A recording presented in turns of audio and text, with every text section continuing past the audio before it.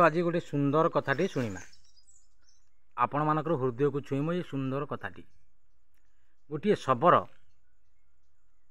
जड़े शबर सी नीति शिकार करने को जाए नीति शिकार करने को जाए एमती दिने जाऊ जाऊ जाऊ गोटे छोट पिलार कांदना शुभिला छोट पिलार कांदनाटा शुभिला ये शबर शुणी पारा छोट पिलार कांदना शुभिबाटा कांदना शुणी शुणी शुणी ये शबर जनक जाकि सेठी पहुँचीगला देखला बेलू छोट पुओटी कांदुची ये सेठू शबर कौन कला सी छोट पुओटी की पचारा छोट पिलाटे ना सी किसी जापारनी भी तथापि सी कौन कला शबर ना से छोट पुओटी की धरिकी ता घर को आसला शबर से छोट पुओटी की ता घर को धरिकी आसला आसिकी ताकू पाठ पढ़ेला बुद्धि विद्या सबू शिखेला ये शबर जनक से छोट पुओटी की एणे छोट पुओटी धीरे धीरे धीरे धीरे धीरे जो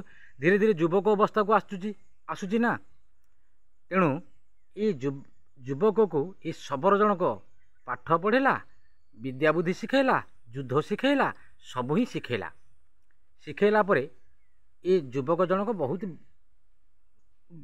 बड़ हेले बड़ जिते बेले हेले तांको शबर दल जिते लोक थिले समस्त की डाकी गोटे मीटिंग करेले मीटिंग कला परे से शबर माने कहले तमे आम भितरे राजा हब शबर लोक जिते सबू कहले तमे आम भितरे राजा हब ये यांको ना होची चंद्रसेया ये जो राजा जा को करिवे बेली कहउचंती जो शबर जो छोट पुओटी की पाइतला ता ना होची चंद्रसेया सेठू ताकू राजा सबू समर्थन कले सबू शुभ शबर पंथा जो समर्थन कले तापरे ये चंद्रसेया राजा जो कहले आमे गोटे व्रत करिबा एकादशी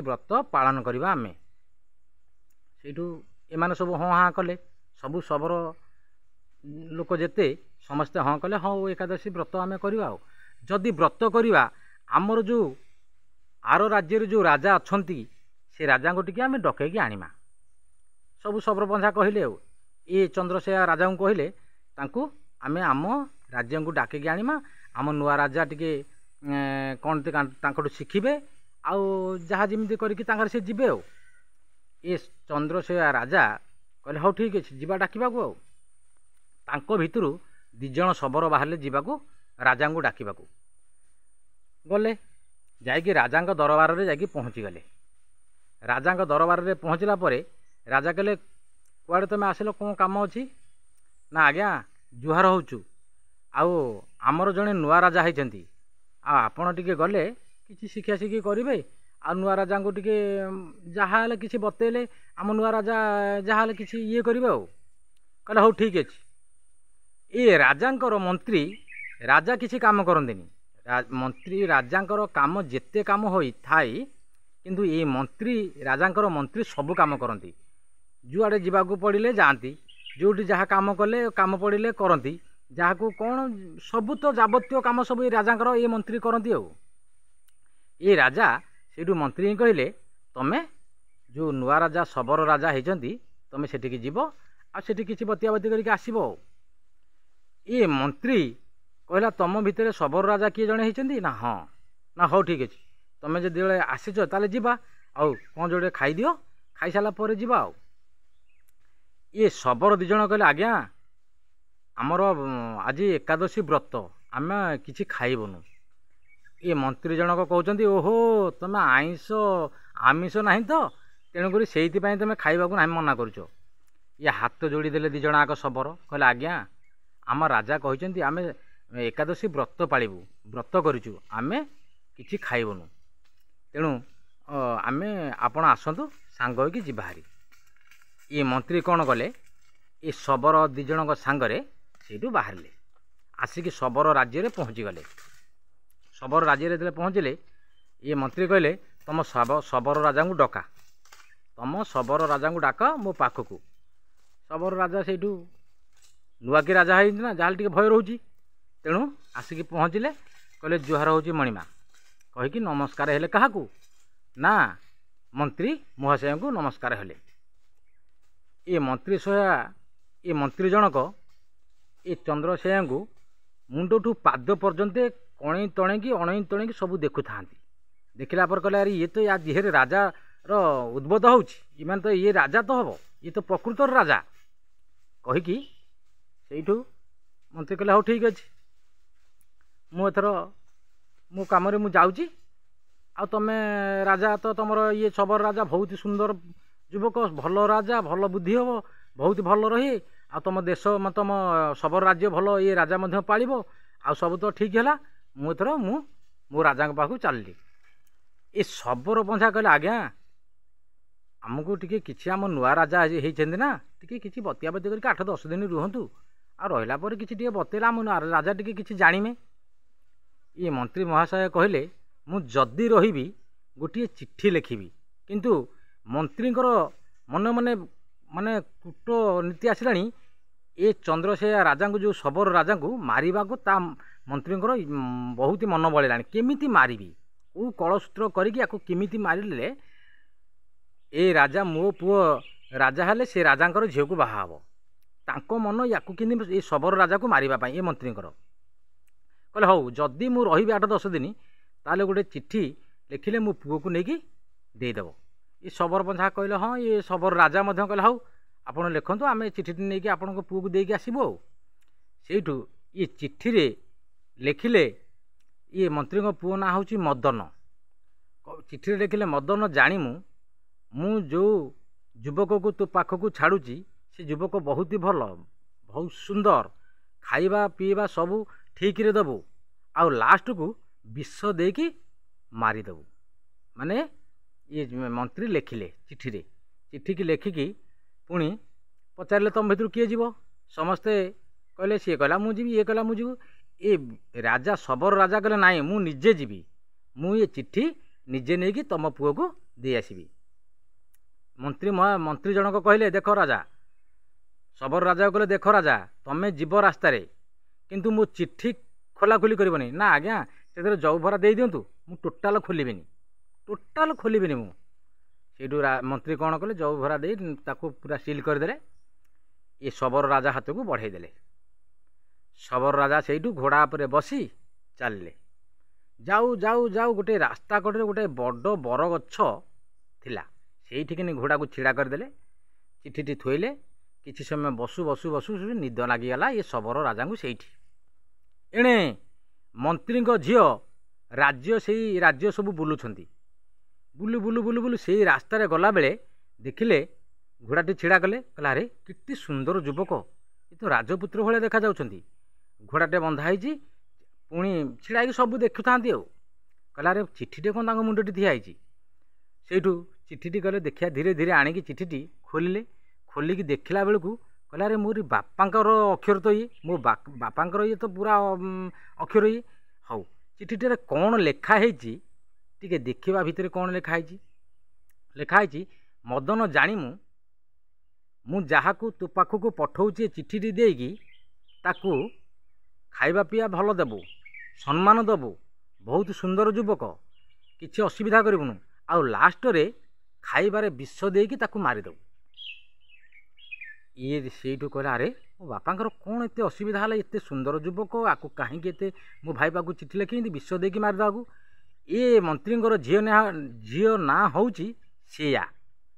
ଇଏ କ'ଣ କଲା, ଏ ଝିଅ ଆଖି ପନ୍ତାରୁ କଳା ଟୋପାଟା ଆଣିଲା ହାରି, କାଠିରେ ଟିକେ ଲେଖିଦେଲା, ଯେଉଁ ବିଷ ଲେଖା ହେଇଥିଲା ସେଠି ଲାଷ୍ଟରେ ଲେଖିଦେଲା ଏୟା ଲେଖିଦେଲା, ବିଷ ଏୟା ଲେଖିଦେଇକି ସେଇଠୁ ଚିଠିଟିକି ଯୌଭରା ମାରିକି ସେଇ ସିଲ୍ କରିଦେଲା। ତା ବାଟରେ ସେ ସେଇଠୁ ଘରକୁ ଆସିଲା। ଏଣେ ଶବର ରାଜା କିଛି ସମୟ ପରେ ତାଙ୍କ ନିଦ ଭାଗିଲା। ତାଙ୍କର ନିଦ ଯେତେବେଳେ ଭାଗିଲା, ଚିଠିଟି ଥୁଆ ହେଇଛି, ଘୋଡ଼ା ବନ୍ଧା ହେଇଛି, ସେଇଠି ଉଠିଲେ, ଘୋଡ଼ା ଉପରେ ବସି ଚିଠିଟି ଧରିକି ଆସିଲେ ମନ୍ତ୍ରୀଙ୍କ ଦରବାରକୁ। ମନ୍ତ୍ରୀଙ୍କ ଦରବାରରେ ଆସୁ ମନ୍ତ୍ରୀଙ୍କ ଦରବାରରେ ଆସିକି ପହଞ୍ଚିଗଲା ପରେ ମଦନ ବାବୁ 3 ପଦ ଡାକିଲେ। 3 ପଦ ଡାକିବା ଭିତରେ ମଦନ ବାବୁ ଘର ଭିତରୁ ମନ୍ତ୍ରୀଙ୍କ ପୁଅ ସେଇଠୁ ଆସିଲେ। ଆସିକି କହିଲେ କ'ଣ ହେଇଛି ନା ଆପଣଙ୍କ ବାପା ଏ ଚିଠିଟି ଦେଇଛନ୍ତି, ଆଉ ଆପଣ ନିଅନ୍ତୁ। ସେନୁ ମଦନ କ'ଣ କଲା, ଚିଠି ଟିକେ ଧରିଲା, ଧରିକି ଏ ଶବର ରାଜାକୁ କହିଲା ଟିକେ ବସନ୍ତୁ। ଏ ଶବର ରାଜା ବସିଲା, ଚିଠିଟି ପଢ଼ିଲେ। ମଦନ ଜାଣିମୁ ମୁଁ ଯେଉଁ ଯୁବକ ହାତରେ ଯେଉଁ ଚିଠିଟି ଦେଇଛି ସେ ଚିଠିଟି ପଢ଼ିବୁ, ଆଉ ସେ ଯୁବକକୁ ଖାଇବା ପିଇବାରେ କିଛି ଅସମ୍ମାନ କରିବୁନୁ, ଆଉ ବହୁତ ସୁନ୍ଦର ଯୁବକ, ବହୁତ ବୁଦ୍ଧିମାନ, ଆଉ ଲାଷ୍ଟରେ ଖାଇବା ସମୟରେ ବିଷୟ ସହିତ କାମ ଶେଷ କରିକି ଛାଡ଼ିଦେବୁ। ଏକରା ମନ୍ତ୍ରୀଙ୍କ ପୁଅ ଭାବିଲା, ଆରେ ମୋ ଭଉଣୀ ନାଁ ତ ବିଷୟା, ମୋ ବାପା ତାହେଲେ କ'ଣ ଏମିତି ଚିଠି ଲେଖିଛନ୍ତି? ହଉ ଠିକ୍, ଯଦି ଚିଠି ଲେଖିଛନ୍ତି ମୋ ଭଉଣୀ ସହିତ ଏ ରାଜାଙ୍କ ସହିତ ମୁଁ ବାହା ଦେଇଦେବି। ସେଇଠୁ ସାଜସୁଜା ଘର ଦ୍ୱାର ସେଇଠୁ ଟେଣ୍ଟ ଫେଣ୍ଟ ବାନ୍ଧି ଭୋଜି ଭାତ କରି ଖୁବ୍ ବାଜା ଯନ୍ତ୍ର ବଜେଇକି ଖୁବ୍ ଆଡ଼ା ଚଉଡ଼ାରେ କିଣିକି ବିବାହର ସେଇଠୁ କଲେ। ଯେତେବେଳେ ବିବାହର କରିଦେଲେ ମନ୍ତ୍ରୀଙ୍କ ଝିଅ ପାଇଁ, ଏ ଶବର ରାଜାଙ୍କ ପାଇଁ, କିଛି ଦିନ ଗଲା ପରେ 7-8 ଦିନଟି ଏ ମନ୍ତ୍ରୀ ଜଣକ ତାଙ୍କ ଘରକୁ ଆସନ୍ତି।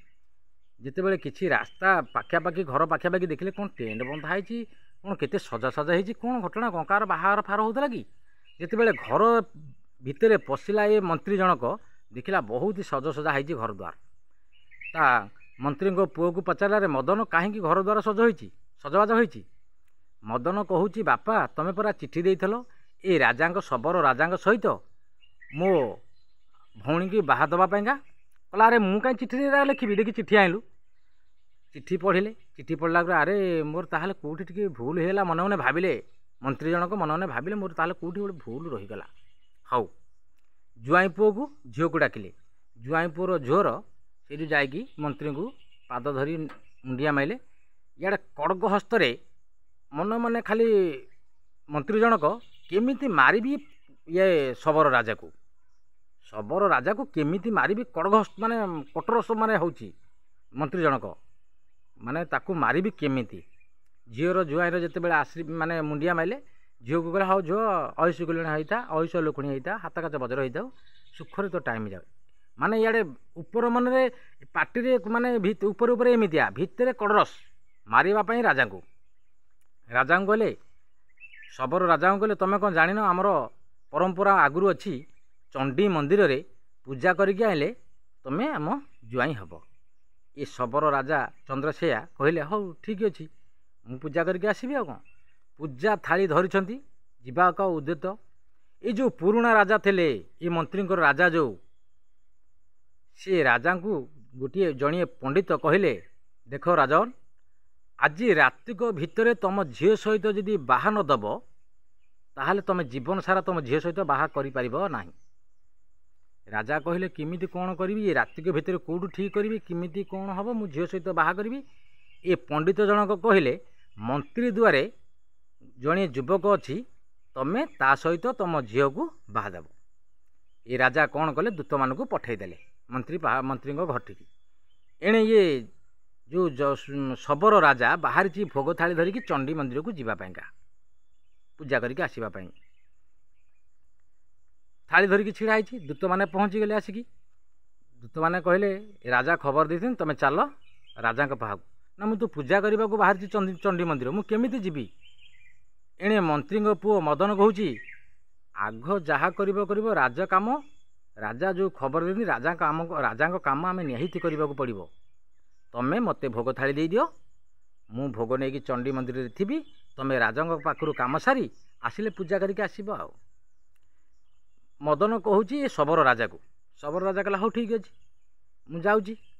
ଏଣେ ମନ୍ତ୍ରୀ କ'ଣ କରିଛି, ଏ ଚଣ୍ଡୀ ମନ୍ଦିର ଯିବା ରାସ୍ତାରେ ଗୋଟିଏ ଘାତକ ଜଗେଇଛି। କହିଛି, ଏପଟେ ଯିଏ ଭୋଗ ଥାଳି ଧରିକି ଆସିବ, ତାକୁ ଏକା ଚୋଟେକେ ତାକୁ ଗଣ୍ଡିରୁ ମୁଣ୍ଡ ଅଲଗା କରିଦେବ କହିଛି। ଏଣେ ଏ ଶବର ରାଜା ଯଦି ଯାଇଥାନ୍ତା, ତାକୁ ଗଣ୍ଡିରୁ ମୁଣ୍ଡର ଅଲଗା କରିବ ବୋଲି କହିଦେଇକି ଏ ଘାତକକୁ ଜଗେଇକି ଆସିଛି। ଏଣେ ମଦନ କ'ଣ କଲା, ଇଆଡ଼େ ରାଜା ଗଲେ, ଶବର ରାଜା ଗଲେ ପୁରୁଣା ରାଜାଙ୍କ ଘରଠିକି। ଏଣେ ମଦନ, ମନ୍ତ୍ରୀଙ୍କ ପୁଅ ମଦନ ଭୋଗ ଥାଳି ଧରିକି ଚଣ୍ଡୀ ମନ୍ଦିରକୁ ବାହାରିଲା। ଯାଉ ଅନ୍ଧାର କିଟିକିଟି ହେଇଛି, ନିଘୋଡ଼ିଆ ଅନ୍ଧାରିଆ ଜାଗାଟା।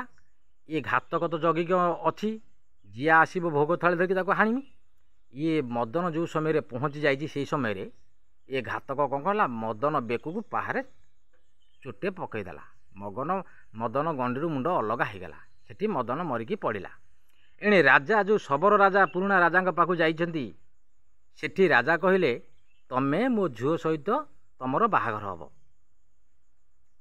बाहाघर हेले तमे मो जुए हब ये राज्य पालिबो सब कथा करिवो सेठी शबर राजा से पुराणा राजांकर बुढ़ा राजांकर झील को बाहाई रहिले सेठी एणे मंत्री शुणी पारिले मो पुओ को रास्तार किए हाणी देछि देखला बेलू गंडी मुंड अलगा होगी पड़ी मंत्री सेठू कौन कले हाँ हाँ हाँ करी कांदा बोबा करी मुंड को तले पिटी पिटी पिटी सेठी जीवन छाड़ीगला मंत्री जीवन सेठी छाड़ीगला एणे राजा को बुढ़ा राजा झील को ये शबर राजा चंद्रसेया बाहाई सेठी से राज्य रहिले देख शबर कौठू पाइला जंगलरू ए चंद्रसेया राजा को ताकू पाली पोषी मनीष कला पाठ पढ़ेला युद्ध विद्या शिखेला केते कथा कला कौटी जन्म होला कौटी बाहाघर होइकी रहिला पुणी मंत्री झील को बाहाला एणे बुढ़ा राजा झील को बाहाई रहिला जदि मंत्री भल कर्म करिथांते पुओ काहे मरी थांता आ निजे हाँ हाँ करके मुंड बाड़े कहीं मरी थांते जहाँ को भगवान रखिबे ताकू केही मारी परिबेनी केते षड़यंत्र कला ये मंत्री ये शबर राजा चंद्रसेन को मारिबा पाई विषरे चिट्ठी देला पुओ पाकू विषरे खाद्य विष देकी मारिदेबू मला भगवान ताकू साहा भगवान रक्षा कले केही काहाकू मारी परिबेनी जदि भगवान तुमको रक्षा करने को चाहते केही मारी परिबेनी इमिति पृथ्वीर केही पुओ नाहांती तुमको मारिबा पाई सेही भलिया भगवान ये शबर राजा चंद्रसेन को रक्षा कले बुढ़ा राजा झील को बाहाले एणे मंत्री झील को बाहाई सुखरे दिन काटिले बहुत सुखरे दिन काटिले एणे मंत्री पुओ मला मंत्री निजे भी मला आ जदि भिडियो भल लगी थाए लाइक सब्सक्राइब कमेंट करिवे रहिली नमस्कार जय जगन्नाथ।